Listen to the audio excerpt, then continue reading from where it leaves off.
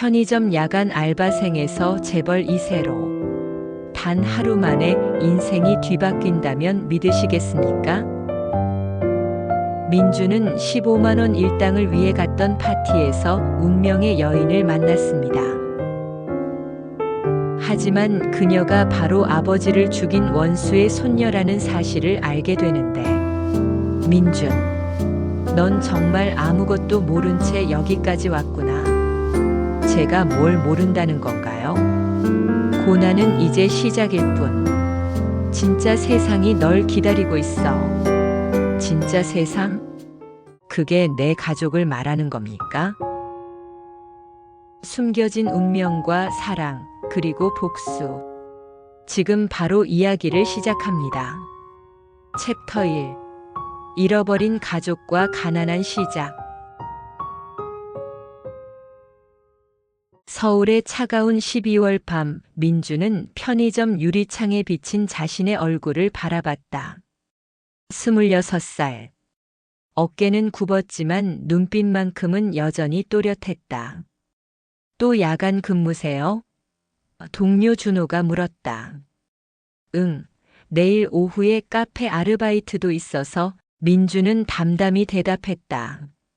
민준의 하루는 새벽 5시에 시작되어 밤 12시에 끝났다. 편의점, 카페, 배달일까지 3개의 아르바이트로 겨우 원룸 월세와 생활비를 충당했다. 그날 밤 민주는 오래된 상자 속에서 낡은 사진 한 장을 꺼냈다. 7살 무렵에 자신이 잘 차려입은 한 소년과 함께 찍힌 사진이었다.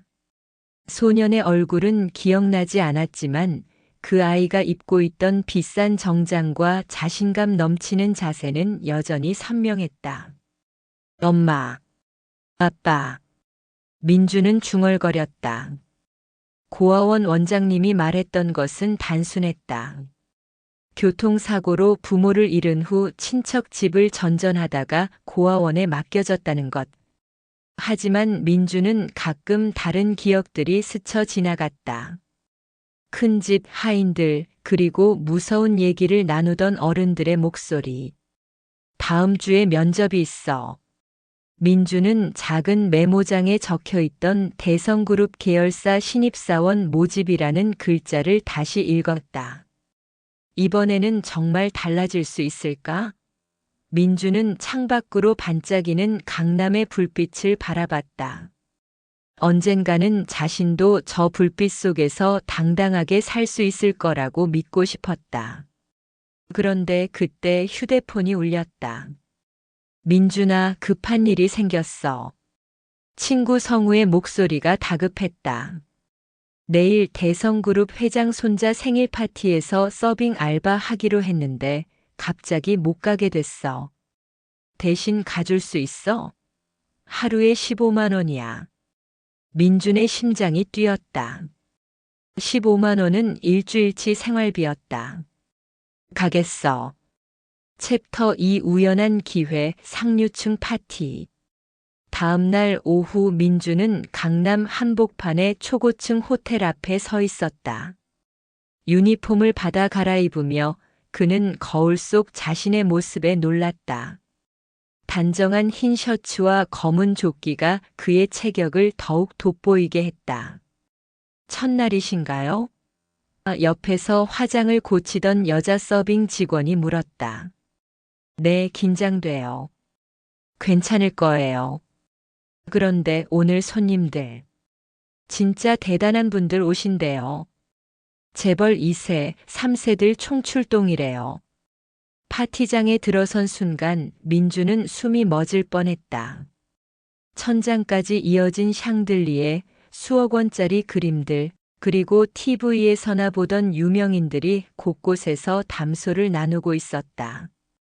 저기 봐, 대성그룹 회장 손녀 서연이야. 선배 서빙 직원이 귓속말했다. 민준이 고개를 돌린 순간 시간이 정지한 것 같았다.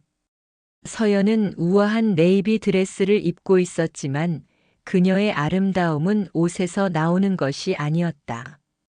길고 곧은 검은 머리카락과 지적이면서도 따뜻한 눈빛, 그리고 당당하면서도 품격 있는 몸가짐. 그녀는 주변 사람들과 대화를 나누며 자주 웃었는데 그 웃음소리가 유독 민준의 귀에 맴돌았다. 와인 서빙 나가세요. 민준은 정신을 차리고 와인을 들고 손님들 사이를 다녔다. 그런데 서연이 있는 그룹으로 다가갈 때마다 손이 미묘하게 떨렸다. 실례합니다. 와인 드릴까요? 민준이 조심스럽게 물었다. 서연이 고개를 들었다. 그 순간 둘의 시선이 마주쳤다. 네, 감사해요. 서연의 목소리는 생각보다 부드러웠다. 민준이 와인을 따르는 동안 서연은 그의 손을 유심히 바라봤다. 거칠고 상처가 많지만 정성스럽게 움직이는 손. 그리고 진지하고 성실해 보이는 눈빛. 처음 보는 얼굴인데 오늘이 첫날인가요? 서연이 물었다. 네, 그렇습니다. 민주는 최대한 공손하게 대답했다. 힘들지 않아요? 이런 일. 민주는 잠시 멈칫했다. 다른 손님들은 서빙 직원을 거의 투명인간 취급했는데 서연은 달랐다. 진심으로 궁금해하는 것 같았다. 괜찮습니다. 좋은 경험이 되고 있어요. 서연은 미소를 지었다. 그런 마음가짐이 멋있네요. 그 후로도 파티가 끝날 때까지 민준과 서연은 몇 번 더 시선을 주고받았다. 서연은 민준이 다른 손님들을 대하는 모습을 지켜보며 그의 정중함과 성실함에 점점 호감을 느꼈다. 파티가 끝나갈 무렵 서연이 민준에게 다가왔다. 수고 많으셨어요. 이름이 뭐예요? 이민준입니다. 저는 한서연이에요. 혹시 시간 되실 때 커피 한 잔 하실 수 있을까요? 민준의 심장이 미친 듯이 뛰었다. 재벌가 손녀가 자신에게 커피를 제안하다니. 정말 괜찮을까요? 물론이에요. 내일 오후 3시에 강남역 근처 카페 드리모에서 뵐까요? 챕터 3. 사랑의 시작, 그리고 오해. 다음 날 오후 민주는 30분 일찍 카페에 도착해서 가장 구석진 자리에 앉았다. 손에는 땀이 나고 심장은 계속 뛰었다. 왜 나 같은 사람을 만나려고 할까? 혹시 장난치는 건 아닐까? 정확히 3시에 서연이 나타났다. 어제와 달리 캐주얼한 옷차림이었지만 여전히 눈부셨다. 늦지 않았죠? 서연이 밝게 웃으며 앉았다. 아니요, 제가 일찍 와서. 뭐 드실래요? 제가 살게요. 아니에요, 제가. 민준이 당황하며 지갑을 꺼냈다. 괜찮아요. 제가 먼저 제안한 자리잖아요. 서연이 아메리카노 2잔을 주문하는 동안 민주는 내심 안도했다. 지갑에는 10,000원짜리 2장밖에 없었다. 어제 정말 인상적이었어요. 서연이 말했다. 다른 분들과 달리 모든 손님을 똑같이 정중하게 대하시더라고요. 당연한 거 아닌가요? 당연하지 않아요. 특히 우리. 아니, 그런 자리에서는 더더욱. 민주는 서연의 말투에서 묘한 뉘앙스를 느꼈다. 우리라고 했다가 말을 바꾼 것도 그랬고. 평소에는 뭐 하세요? 서연이 물었다. 여러 가지 일을 해요. 편의점, 카페. 지금은 구직 활동도 하고 있고요. 힘들겠네요. 괜찮아요. 익숙해서. 서연의 눈빛이 조금 슬퍼졌다. 가족은 어떻게 되세요? 없어요. 어릴 때 부모님을 잃고 고아원에서 자랐어요. 죄송해요. 괜히 물어봤네요. 괜찮아요. 오히려 혼자라서 자유로운 면도 있어요. 잠시 침묵이 흘렀다. 서연은 민준의 담담한 표정을 바라보며 어떤 경험이 이렇게 강인한 사람을 만들었을지 궁금했다. 서연 씨는 어떤 일 하세요? 서연은 잠시 망설였다. 사실대로 말해야 할까? 아니면 좀 더 시간을 두고 지켜본 후에 회사 일을 도와요, 가족 회사. 아, 그렇구나. 민주는 서연의 말에서 무언가 숨기고 있다는 느낌을 받았지만 더 이상 묻지 않았다. 자신도 감출 게 많은 처지였으니까. 그 후로 일주일 동안 둘은 거의 매일 만났다. 한강공원을 걸으며 작은 식당에서 밥을 먹으며 영화를 보며 민주는 서연과 함께 있을 때가 가장 행복했다. 하지만 서연은 점점 복잡한 감정에 휩싸였다. 이 사람이 나를 진심으로 좋아하는 걸까? 아니면 내 배경을 알고 접근하는 걸까? 어느 날 저녁 서연의 친구 혜진이 전화를 걸어왔다. 서연아, 요즘 누구랑 만나고 다닌다며? 우리 아빠가 너 이상한 남자랑 다닌다고 걱정하시네. 이상한 남자가 아니야. 재벌가 딸이랑 사귀려고 접근한 거 아니야? 요즘 그런 남자들 많다잖아. 서연은 전화를 끊고 고민에 빠졌다. 민준의 순수한 눈빛을 믿고 싶었지만 주변의 우려도 무시할 수 없었다. 다음 날 만남에서 서연은 조금 다른 태도를 보였다. 민준 씨, 혹시 제 가족에 대해 알아보려고 한 적 있어요? 무슨 말씀이세요? 그냥 궁금해서. 민주는 서연의 변한 태도를 눈치챘다. 뭔가 경계하고 있다는 느낌. 그 순간 민준도 상처받았다. 역시 나 같은 사람이랑은. 저는 서연 씨가 어떤 집 딸인지, 얼마나 많은 재산이 있는지 관심 없어요. 그냥 서연 씨 자체가 좋아요. 서연은 민준의 진심 어린 눈빛을 보며 마음이 흔들렸지만 여전히 확신을 갖지 못했다. 그날 밤 둘 다 잠들지 못했다. 서로를 향한 마음은 깊어가는데 신뢰는 오히려 흔들리고 있었다. 챕터 4. 숨겨진 출생의 비밀. 며칠 후 민주는 고아원 원장님으로부터 급한 연락을 받았다. 민준아, 오늘 꼭 와봐야 할 일이 있어. 내 부모님에 관한 거야. 고아원에 도착한 민주는 원장님 사무실에서 낡은 봉투 하나를 받았다. 사실 이걸 언제 줘야 할지 고민이 많았어. 내가 성인이 되면 전해주라고 했거든. 누가요? 내 아버지의 친구였던 분이야. 몇 년 전에 돌아가셨는데 유언으로 이걸 너에게 전해달라고 했어. 봉투 안에는 오래된 서류들과 사진들이 들어있었다. 민준의 손이 떨렸다. 첫 번째 서류는 출생신고서였다. 아버지 이재현, 어머니 김미영.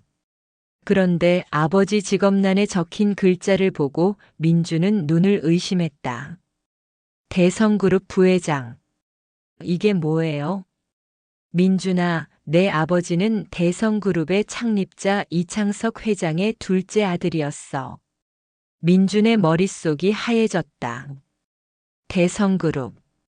서연이 다니는 회사, 아니 서연의 가족 회사.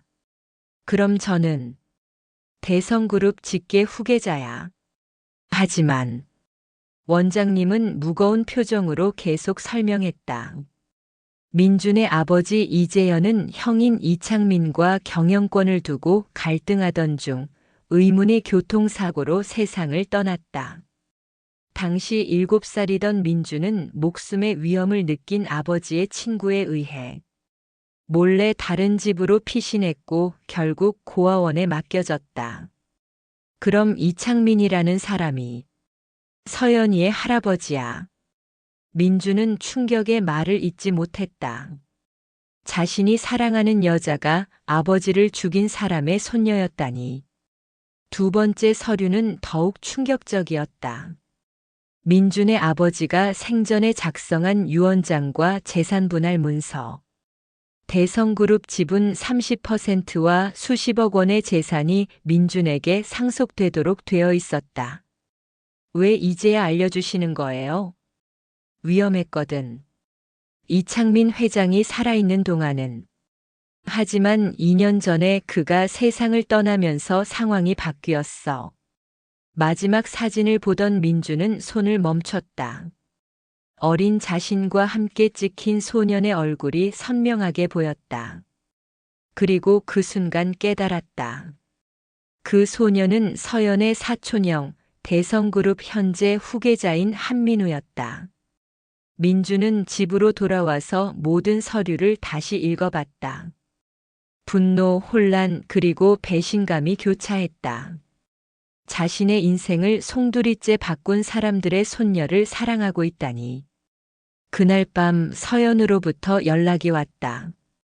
내일 만날 수 있어요? 할 얘기가 있어서. 저도 할 얘기가 있어요. 챕터 5. 서연과의 갈등. 다음 날 둘은 한적한 카페에서 만났다. 서연은 민준의 표정이 평소와 다르다는 것을 즉시 눈치챘다. 무슨 일 있었어요? 서연이 걱정스럽게 물었다. 서연 씨 먼저 하세요. 서연은 잠시 망설이다가 입을 열었다. 사실 처음부터 솔직하지 못했어요. 저는 대성그룹 회장의 손녀예요. 민주는 이미 알고 있던 사실이었지만 여전히 충격이었다. 그래서 처음에는 민준 씨가 제 정체를 알고 접근한 건 아닌지 의심했어요. 하지만 지금은 민준 씨의 진심을 믿어요. 정말로요? 네. 그래서 오늘 고백하고 싶어요. 저, 민준 씨를 좋아해요. 아니, 사랑해요. 평소라면 민주는 하늘을 날 것처럼 기뻤을 것이다. 하지만 지금은 달랐다. 저도 할 말이 있어요. 민주는 어제 받은 서류들을 꺼내 서연 앞에 놓았다. 이게 뭐예요? 제 출생의 비밀이에요. 저는 이재현의 아들, 즉 서연 씨 할아버지의 조카입니다. 서연의 얼굴이 하얗게 변했다. 그럼. 네. 서연 씨 할아버지가 제 아버지를 죽였을 가능성이 높아요. 서연은 말을 잇지 못했다. 머릿속이 복잡했다. 그래서 지금까지 접근한 거였어요? 복수를 위해서? 아니에요. 민준이 격하게 반박했다. 저는 어제까지 이 사실을 몰랐어요. 서연 씨를 만난 건 정말 우연이었어요. 하지만 이제는 다르겠죠? 이제는 저를 이용해서 복수하려고 하겠죠? 민주는 대답하지 못했다. 사실 어제부터 복수의 생각이 머릿속을 맴돌고 있었기 때문이다. 역시 서연의 눈에 눈물이 고였다. 저는 정말 바보였네요. 진심이라고 믿었는데. 서연 씨, 제 마음은 진짜예요. 하지만 복수가 더 중요하죠? 서연은 자리에서 일어났다. 서연 씨, 잠깐만. 저는 더 이상 혼란스럽고 싶지 않아요. 민준 씨도 마찬가지겠죠. 각자 정리할 시간이 필요한 것 같아요. 서연이 떠난 후 민주는 한동안 멍하니 앉아 있었다. 사랑과 복수 사이에서 마음이 찢어지는 것 같았다. 그날부터 일주일 동안 둘은 연락을 하지 않았다. 민주는 밤마다 아버지의 유품들을 보며 갈등했다. 한편으로는 아버지의 원수를 갚고 싶었고, 다른 한편으로는 서연을 잃고 싶지 않았다. 서연 역시 고통스러웠다. 할아버지에 대한 민준의 말이 사실일까? 그리고 민준의 마음은 정말 진실했을까? 그런데 어느 날 서연은 할아버지의 서재에서 오래된 일기장을 발견했다. 그리고 그 안에서 충격적인 내용을 읽게 되었다. 재현이를 그런 식으로 보낼 줄은 몰랐다. 하지만 회사를 지키기 위해서는 어쩔 수 없었다. 언젠가는 그 아이 민준에게 사과해야 할 날이 올 것이다. 서연의 손이 떨렸다. 민준의 말이 사실이었다. 챕터 6. 기업과 가족 음모.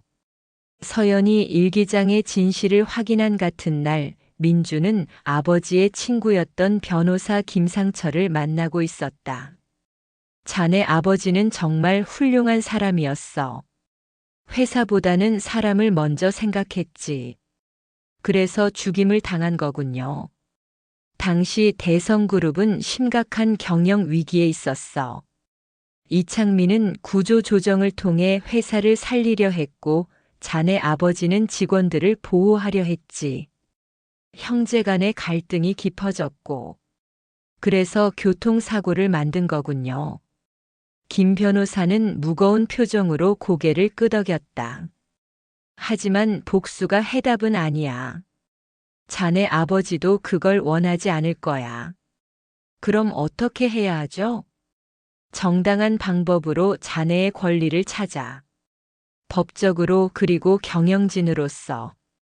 김 변호사는 민준에게 구체적인 계획을 설명했다. 먼저 법정에서 상속권을 인정받고 대성그룹 이사회에서 정당한 지분을 요구하는 것이었다. 하지만 쉽지 않을 거야. 현재 경영진들이 순순히 받아들일 일이 없어. 각오는 되어 있습니다. 한편 서연은 아버지 한진수에게 할아버지의 일기장을 보여줬다. 아빠, 이게 정말인가요? 한진수는 한참 동안 일기장을 들여다보더니 깊은 한숨을 내쉬었다. 그 일은 우리 가족의 부끄러운 비밀이야. 정말 민준 씨 아버지를 죽인 거예요? 직접 죽인 건 아니지만 그런 상황을 만든 건 맞아. 서연의 눈에 눈물이 흘렀다. 그럼 민준 씨는 우리 가족의 피해자인 거네요. 서연아, 내가 그 아이랑 만나고 있다는 걸 알고 있어. 하지만 그 아이가 복수하려고 접근한 걸 수도 있어. 아니에요. 민준 씨는 그런 사람이 아니에요. 어떻게 확신해? 서연은 대답하지 못했다. 정말로 민준을 믿을 수 있을까? 그때 한진수의 비서가 급하게 들어왔다. 회장님, 큰일입니다. 이민준이라는 사람이 회사 지분을 요구하며 법적 소송을 제기했습니다. 한진수의 얼굴이 굳어졌다. 역시 그런 놈이었군. 서연은 혼란에 빠졌다. 민준이 정말 복수를 위해 자신에게 접근한 걸까? 다음 날 민준은 대성그룹 본사 앞에서 기자회견을 열었다. 저는 고 이재현 부회장의 아들 이민준입니다. 오늘 이 자리에서 아버지의 정당한 상속권을 요구합니다. 기자들의 카메라가 민준에게 집중되었다.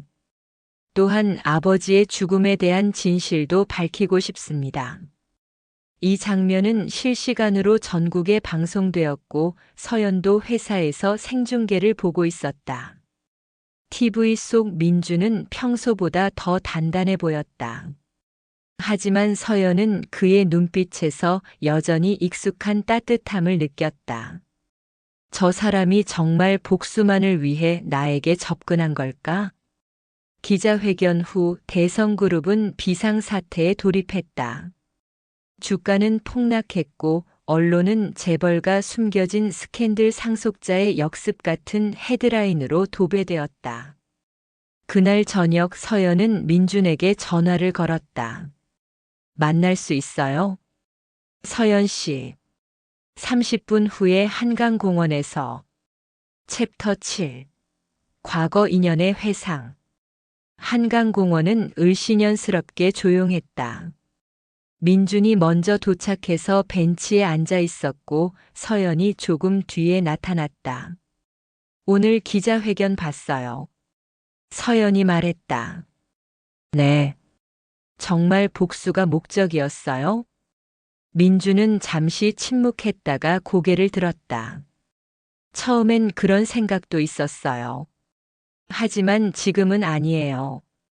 그럼 뭔가요? 진실을 알고 싶어요. 그리고 제가 받아야 할 것들을 찾고 싶어요. 하지만 서연 씨를 해치려는 건 아니에요. 서연은 민준의 진심 어린 눈빛을 보며 마음이 흔들렸다. 할아버지 일기장을 읽어봤어요. 민준이 깜짝 놀라 서연을 바라봤다. 거기에 아버님에 대한 얘기가 나와 있었어요. 할아버지가 후회하고 있었다는. 그래서 어떻게 생각하세요?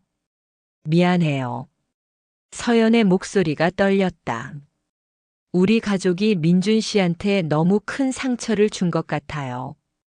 민준은 서연의 어깨가 작게 떨리는 것을 보고 다가가고 싶었지만 참았다. 하지만 그것과 우리 사이는 별개예요. 서연이 계속 말했다. 저는 여전히 민준 씨를 사랑해요. 민준의 가슴이 뛰었다. 서연 씨, 이상하죠? 우리 가족이 민준 씨를 해친 걸 알면서도 저도 서연 씨를 사랑해요. 두 사람 사이에 잠시 침묵이 흘렀다. 그런데 말이에요. 서연이 갑자기 말했다. 민준 씨와 제가 예전에 만난 적이 있는 것 같아요. 예전에요? 어린 시절에. 7살쯤? 민준의 눈이 커졌다. 혹시 서연이 휴대폰을 꺼내 오래된 사진 하나를 보여줬다. 어린 서연이 한 소년과 함께 찍힌 사진이었다. 이 사진 속 남자아이가 민준 씨 같아요. 민준은 자신의 지갑에서 똑같은 사진을 꺼냈다. 저도 이 사진을 갖고 있어요. 그런데 여자아이 얼굴이 기억나지 않았거든요. 정말. 우리가 그때 만났던 거네요. 두 사람은 서로를 바라보며 어린 시절의 기억을 떠올리려 했다. 할아버지 별장에서였어요.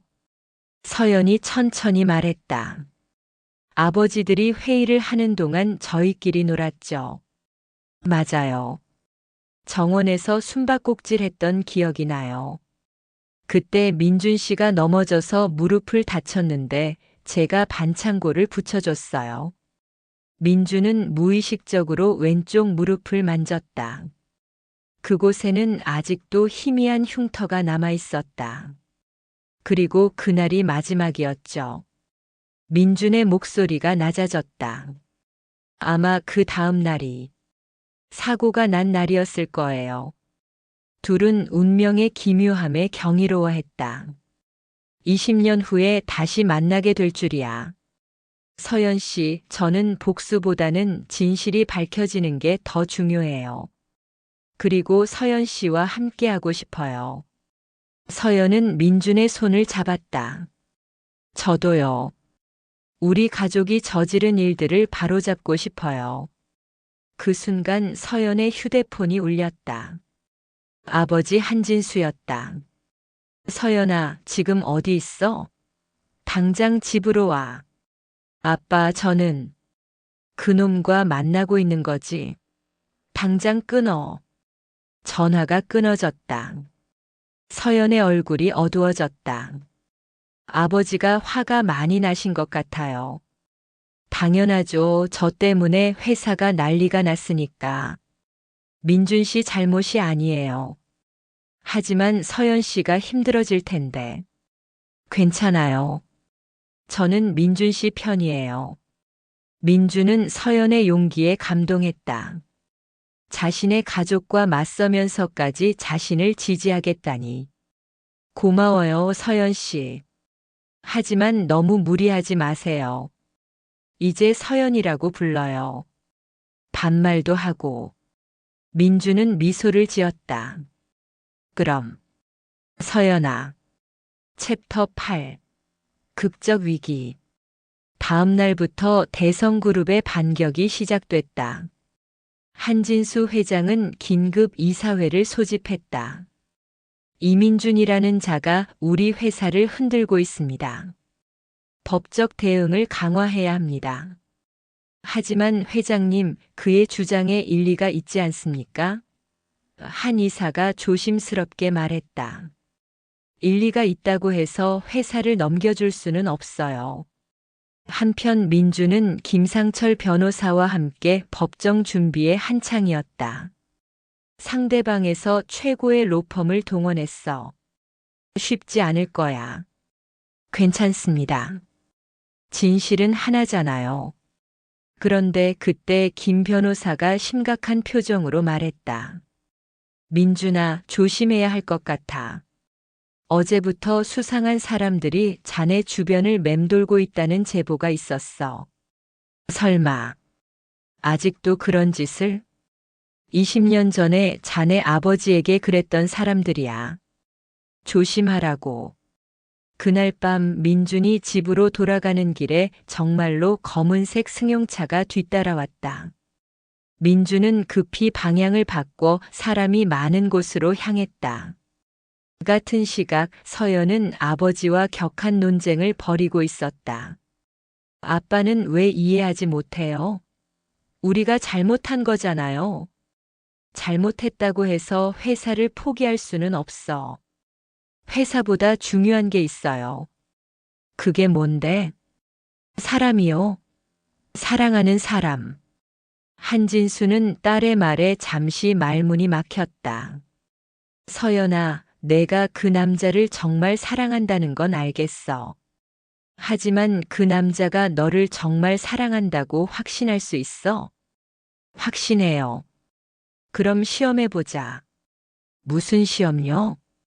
한진수는 서연에게 충격적인 제안을 했다. 내가 그에게 100억을 주고 너를 포기하라고 하면 어떻게 할까? 그런 건 의미 없어요. 해보자. 만약 그가 돈을 받는다면? 절대 그럴 리 없어요.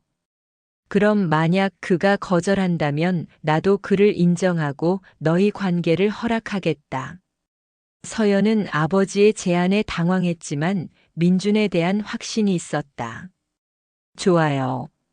하지만 아빠도 약속 지키셔야 해요. 다음 날 한진수는 민준을 호텔 라운지로 불러냈다. 처음 뵙겠습니다. 민준이 정중하게 인사했다. 앉으세요. 한진수는 민준을 유심히 관찰했다. 생각보다 당당하고 예의 바른 모습에 조금 놀랐다. 단도직입적으로 말하겠습니다. 제 딸과 헤어지세요. 죄송하지만 그럴 수 없습니다. 이유를 묻고 싶군요. 서연이를 사랑하니까요. 사랑? 한진수가 비웃었다. 재벌가 딸이라서 사랑하는 거 아닙니까? 서연이가 누구든 상관없어요. 서연이니까 사랑하는 거예요. 한진수는 수표를 꺼내 민준 앞에 놓았다. 100억입니다. 이걸 받고 서연이를 포기하세요. 민준은 수표를 보지도 않고 한진수를 똑바로 바라봤다. 죄송하지만 불가능합니다. 200억은 어떻습니까? 1조를 주셔도 마찬가지입니다. 한진수는 민준의 단호한 눈빛에서 진심을 읽을 수 있었다. 그럼 반대 상황은 어떨까요? 만약 내가 서연이에게 똑같은 제안을 한다면? 민준의 얼굴이 잠시 어두워졌다. 서연이가 돈을 택한다면 어쩔 수 없죠. 하지만 저는 그럴 거라고 생각하지 않아요. 확신하십니까? 네.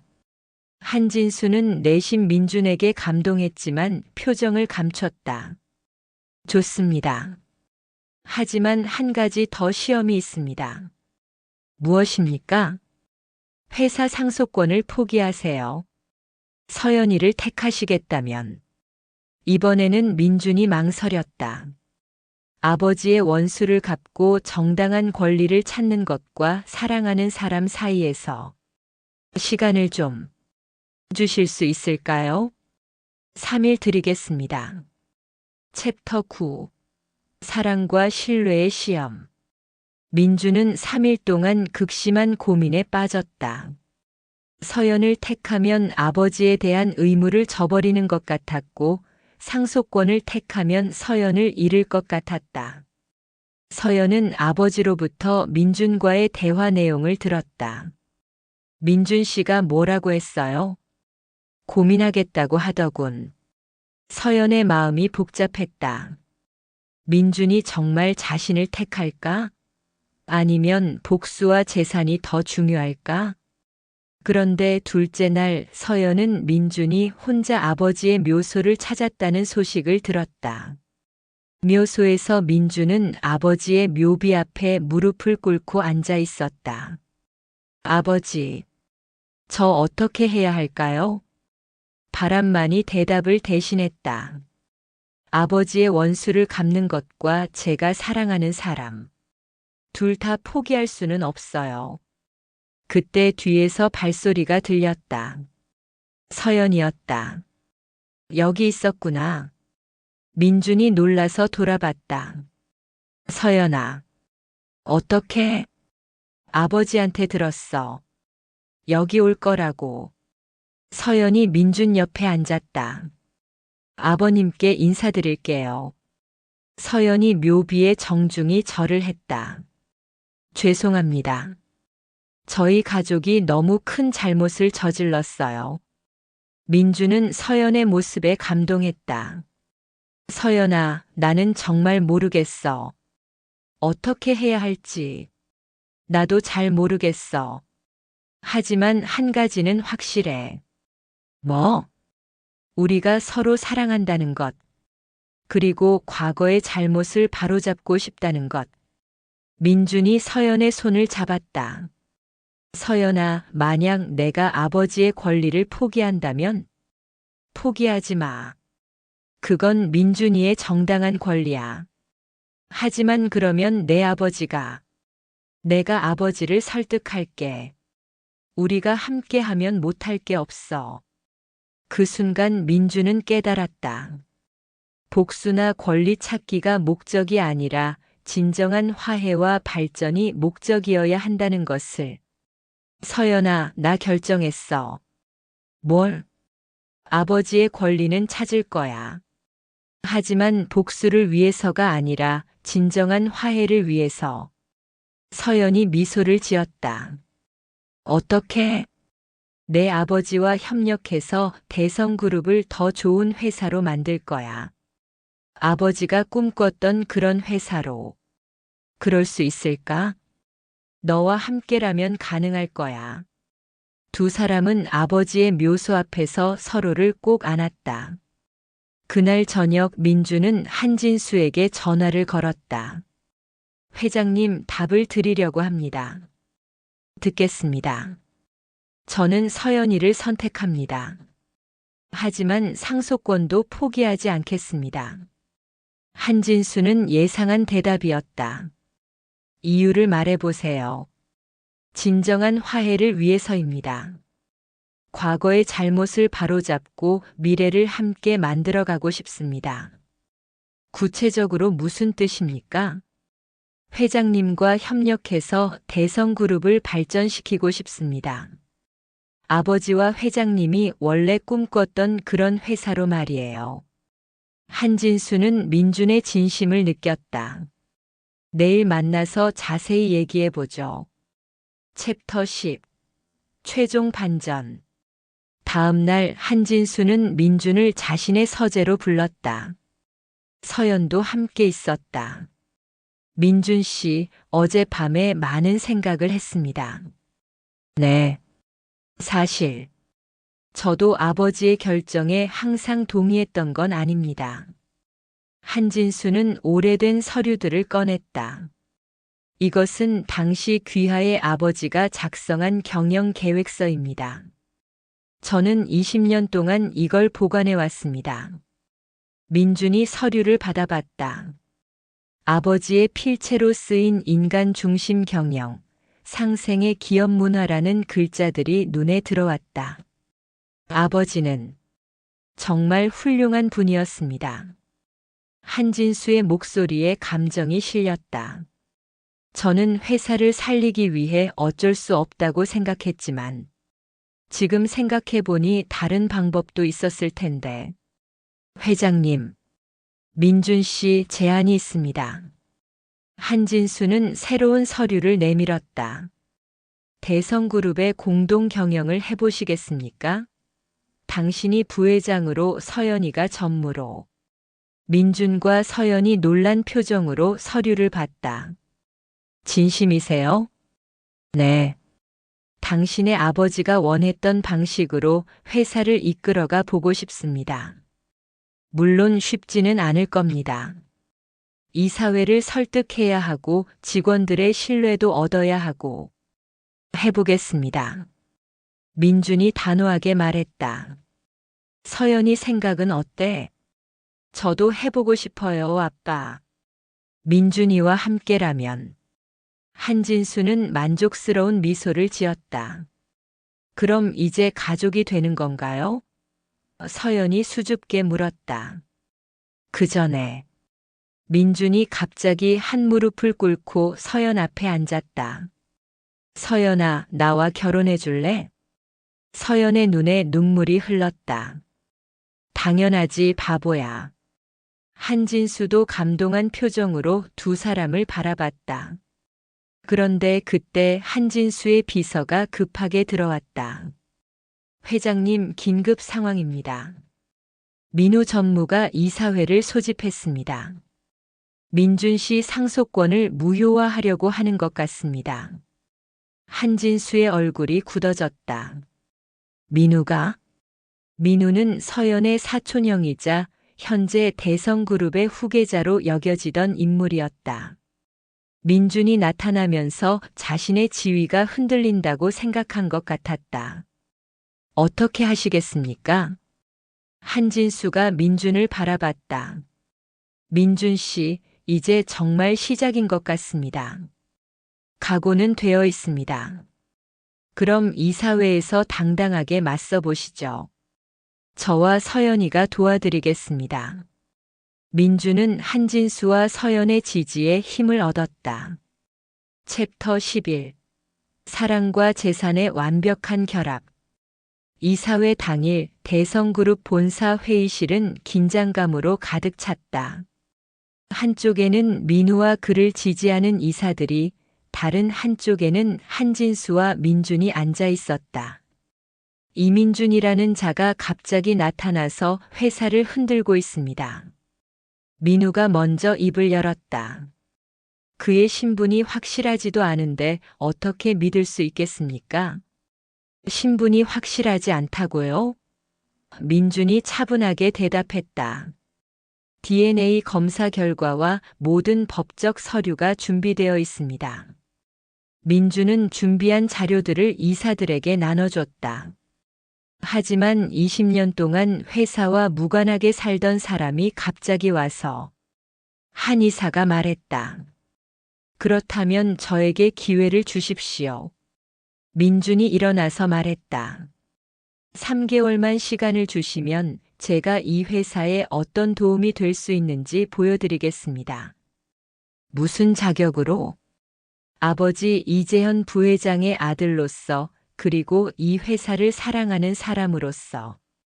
민준은 준비한 사업 계획서를 펼쳤다. 저는 아버지가 꿈꿨던 인간 중심 경영을 실현하고 싶습니다. 직원들의 복지를 향상시키고 사회적 책임을 다하는 기업으로 만들겠습니다. 이사들이 계획서를 검토하기 시작했다. 구체적으로 어떤 방법으로 하실 건가요? 한 이사가 물었다. 첫째, 직원 교육 프로그램을 강화해서 전 직원의 역량을 높이겠습니다. 둘째, 중소기업과의 상생 협력을 통해 산업 생태계를 건강하게 만들겠습니다. 셋째, 환경 친화적 사업으로 전환해서 미래 성장 동력을 확보하겠습니다. 돈은 얼마나 필요한가요? 초기 투자비는 500억 정도 예상됩니다. 하지만 3년 내에 충분히 회수 가능합니다. 이사들 사이에서 웅성거림이 일었다. 그때 서연이 일어났다. 이사님들, 저도 한 말씀 드리겠습니다. 서연 전무. 저는 민준 씨와 함께 이 계획을 준비했습니다. 그리고 확신합니다. 이 방향이 우리 회사의 미래입니다. 서연의 지지에 이사들의 분위기가 조금씩 바뀌었다. 하지만 위험도 크지 않습니까? 민우가 반박했다. 위험하지 않은 사업이 어디 있겠습니까? 한진수가 입을 열었다. 중요한 것은 올바른 방향으로 가는 것입니다. 회장님도 그를 지지하신다는 말씀입니까? 네. 그리고 제안이 하나 더 있습니다. 한진수는 새로운 서류를 꺼냈다. 민준 씨를 부회장으로, 서연이를 전무로, 민우를 상무로 하는 새로운 경영체제를 제안합니다. 세대 교체를 통해 회사에 새로운 활력을 불어넣자는 것입니다. 이사들은 한동안 토론했다.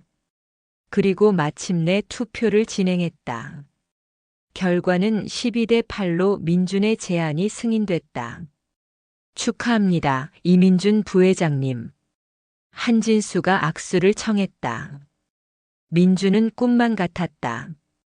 20년 만에 아버지의 자리를 되찾은 것이다. 회의 후 민준과 서연은 옥상 정원으로 올라갔다. 정말 해낸 거야? 서연이 물었다. 우리가 해낸 거야. 민준이 서연을 안았다. 이제 정말 시작이네. 응. 하지만 두렵지 않아. 너와 함께니까. 그때 서연이 작은 상자를 꺼냈다. 이거 받아줄래? 민준이 상자를 열어보니 금반지가 들어있었다. 서연아, 나도 프러포즈하고 싶었어. 나와 결혼해 줄래, 이민준 부회장님? 민준은 웃으면서 반지를 끼고 서연에게 키스했다. 당연하지, 한서연 전무님. 챕터 12. 해피엔딩과 미래. 6개월 후 민준과 서연의 결혼식이 열렸다. 많은 사람들이 축하해줬지만 가장 감동적인 순간은 한진수가 민준에게 한 말이었다. 민준아, 이제 정말 내 아들이야. 그리고 그에게 미안하다고 전해줘. 민준은 아버지의 묘소에서 결혼 보고를 드렸다.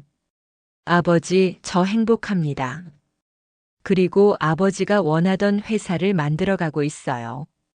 실제로 민준이 부회장이 된 후 대성그룹은 놀라운 변화를 겪었다. 직원 만족도가 크게 향상됐고 사회적 책임 경영으로 기업 이미지도 좋아졌다. 주가는 6개월 만에 30% 상승했다. 당신 덕분이야. 서연이 사무실에서 민준에게 말했다. 우리 덕분이지. 민준이 서연의 손을 잡았다. 그때 비서가 들어왔다. 부회장님, 전국경제인연합회에서 올해의 경영인 상을 수여하겠다고 합니다. 민준과 서연은 서로를 바라보며 미소를 지었다. 저녁에 집으로 돌아간 민준은 서연과 함께 소파에 앉아 TV를 보고 있었다. 뉴스에서는 대성그룹의 성공 사례를 보도하고 있었다. 여보, 나 임신한 것 같아. 서연이 갑자기 말했다. 민준이 깜짝 놀라 서연을 바라봤다. 정말? 응. 병원에서 확인해 봐야겠지만. 민준은 서연을 꼭 안았다. 우리 아이가. 정말? 꿈만 같아. 그날 밤 민준은 잠들지 못하고 창밖을 바라봤다. 서울의 야경이 예전보다 더 아름답게 보였다. 아버지, 이제 정말 모든 게 완성된 것 같아요. 사랑하는 사람도 가족도 일도 모든 걸 찾았어요. 몇 달 후 서연은 건강한 아들을 낳았다. 민준은 아들의 이름을 재원이라고 지었다. 다시 시작한다는 의미였다. 재원아, 아빠가 너에게 물려줄 건 돈이나 권력이 아니야. 사랑하는 마음과 정의로운 정신이야. 5년 후 민주는 대성그룹 회장이 되었다. 한진수는 명예회장으로 물러나면서 민준에게 모든 것을 맡겼다. 잘 부탁해, 사위야. 걱정 마세요, 아버지. 민준의 경영 철학은 단순했다. 사람이 먼저다. 그 결과 대성그룹은 국내 최고의 일하고 싶은 회사가 되었고 사회공헌 활동으로도 유명해졌다. 서연은 교육사업 담당 부회장이 되어서 전국의 장학재단을 설립했다. 특히 고아원 출신 아이들을 위한 특별 프로그램을 만들어서 많은 호응을 얻었다. 당신처럼 어려운 환경에서 자란 아이들에게 희망을 주고 싶어. 서연이 말했다. 고마워, 서연아. 너 덕분에 내 상처들이 다 치유되는 것 같아. 어느 날 민주는 아버지의 묘소를 찾았다. 이번에는 혼자가 아니었다. 서연과 재원이 그리고 둘째 딸 서영이도 함께였다. 할아버지, 아빠가 만든 회사 어때요? 좋죠? 재원이가 묘비에 대고 말했다. 민주는 아이들을 바라보며 행복한 미소를 지었다. 그날 저녁 가족들과 함께 저녁을 먹으면서 민주는 지난 일들을 떠올렸다. 고아원에서의 외로운 시절, 힘겨운 아르바이트, 서연과의 첫 만남, 그리고 진실을 알게 된 순간들. 여보, 뭘 그렇게 생각해? 서연이 물었다. 그냥. 운명이 참 신기해서. 어떻게? 만약 그날 파티에서 널 만나지 못했다면? 만약 내가 내 출생의 비밀을 몰랐다면? 만약은 의미 없어. 중요한 건 우리가 지금 여기 함께 있다는 거야. 맞아. 민주는 서연의 손을 잡았다. 그들의 결혼 반지가 조명 아래에서 반짝였다. 아빠, 우리 내일 놀이공원 가요. 재원이가 말했다. 그래, 아들. 아빠가 시간 만들어 줄게. 와, 엄마도 같이 가죠? 당연하지. 서영이도 같이. 가족들의 웃음소리가 집안에 울려 퍼졌다. 그날 밤 민주는 서연과 함께 테라스에서 서울의 야경을 바라봤다. 행복해? 서연이 물었다. 너무 행복해서 무서울 정도야. 나도. 서연아, 사랑해. 나도 사랑해. 두 사람은 서로를 안고 미래를 꿈꿨다.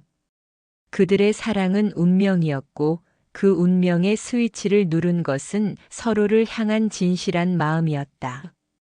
멀리서 바라본 서울의 불빛들이 마치 축복하는 것처럼 반짝이고 있었다. 가난한 고아에서 시작해서 사랑과 성공을 모두 얻은 민준의 이야기는 이렇게 완벽한 해피엔딩을 맞이했다. 그리고 대성그룹은 계속해서 발전해 나갔다. 민준과 서연이 만든 기업 문화는 다른 회사들에게도 모범이 되었고 그들의 사랑 이야기는 많은 사람들에게 희망과 용기를 주었다. 몇 년 후 민준은 자서전을 출간했다. 제목은 운명의 스위치 마이너스 사랑이 바꾼 인생이었다. 그 책은 베스트셀러가 되었고 수익금은 모두 고아원과 소외계층을 위해 기부되었다. 당신의 인생이 많은 사람들에게 희망이 되고 있어. 서연이 말했다. 우리의 인생이지. 민준이 대답했다. 그래, 우리의. 그들의 사랑은 개인적인 행복을 넘어서 사회에 선한 영향력을 미치는 아름다운 이야기가 되었다. 운명의 스위치는 이렇게 모든 것을 완벽하게 바꿔놓았다. 본편 끝. 그리고 10년 후 이야기. 재원이는 이제 15살이 되어 아버지를 닮아 의젓하고 책임감 강한 청소년으로 성장했다. 서영이는 13살로 어머니를 닮아 따뜻하고 지적인 아이로 자랐다. 어느 일요일 오후 가족들은 한강공원을 걸으며 시간을 보내고 있었다. 아빠, 나중에 저도 아빠처럼 회사 경영하고 싶어요. 재원이가 말했다. 그래? 그럼 열심히 공부해야지. 하지만 가장 중요한 건 뭘까? 사람을 사랑하는 마음이요. 정답. 저는 엄마처럼 교육사업 하고 싶어요. 서영이도 말했다. 서연이 딸을 안아주며 말했다. 그래, 서영아. 많은 아이들에게 꿈과 희망을 주는 일이야. 그때 민준의 휴대폰이 울렸다. 회사에서 온 급한 연락이었다. 여보, 미안해. 잠깐 받을게. 대표님, 좋은 소식입니다. 우리 회사가 유엔에서 주는 지속 가능 경영 대상을 받게 되었습니다. 민준의 얼굴에 미소가 번졌다. 정말요? 고마워요. 이건 우리 모든 직원들의 공로예요. 전화를 끊고 민준은 가족들에게 소식을 전했다. 우와, 아빠 대단해. 아이들이 박수를 쳤다. 이것도 우리 모두의 성과야. 민준이 서연을 바라보며 말했다. 당신이 있어서 가능한 일이었어. 서연이 민준의 손을 잡았다. 그들은 한강을 바라보며 조용히 서 있었다. 강물이 유유히 흘러가는 모습이 그들의 인생과 닮아 있었다. 때로는 거세게, 때로는 잔잔하게, 하지만 항상 앞으로 흘러가고 있었다. 여보, 우리 정말 운이 좋았던 것 같아. 서연이 말했다. 운이 아니야. 운명이지. 민준이 대답했다. 운명? 그래. 우리가 만날 운명이었고, 사랑할 운명이었고, 함께 행복할 운명이었어. 서연은 민준의 말에 고개를 끄덕였다. 정말로 모든 것이 운명처럼 느껴졌다. 어린 시절의 만남, 20년 후의 재회, 그리고 모든 시련을 이겨내고 이룬 현재의 행복까지. 아빠, 엄마, 우리 집에 가서 게임해요. 재원이가 말했다. 그래, 가자. 오늘은 가족 시간이야. 민준이 대답했다. 네 사람은 손을 잡고 집으로 향했다. 그들의 뒤로 한강이 황금빛 노을에 물들어 아름답게 빛나고 있었다. 이렇게 민준과 서연의 사랑 이야기는 계속되고 있었다. 그들의 운명의 스위치는 단 한 번의 클릭으로 모든 것을 바꾸어 놓았고 그 행복은 그들의 자녀들과 주변의 모든 사람들에게까지 전해지고 있었다. 진정한 사랑과 용기, 그리고 정의로운 마음이 만들어낸 기적이었다. 민준과 서연의 운명적 사랑 이야기 어떠셨나요? 가난한 고아에서 재벌 상속자로, 그리고 복수에서 진정한 사랑으로. 이 감동적인 여정이 여러분의 마음에도 울림을 주었기를 바랍니다. 운명의 스위치 이야기 마지막까지 들어주셔서 정말 고맙습니다. 여러분이라면 민준의 상황에서 어떤 선택을 하셨을까요? 댓글로 여러분의 생각을 들려주세요. 복수를 선택했을지 아니면 사랑을 택했을지 정말 궁금해요. 이번 영상의 스토리가 좋으셨다면 구독과 좋아요 누르는 것 잊지 말아주세요. 더 많은 로맨스, 성장, 감동 스토리들이 여러분을 기다리고 있어요. 다음 영상에서는 또 다른 놀라운 이야기로 찾아뵐게요. 알림 설정 꼭 해두시고 새로운 운명적 만남을 함께 경험해요. 그럼 오늘도 좋은 하루 되시고 다음 이야기에서 또 만나요.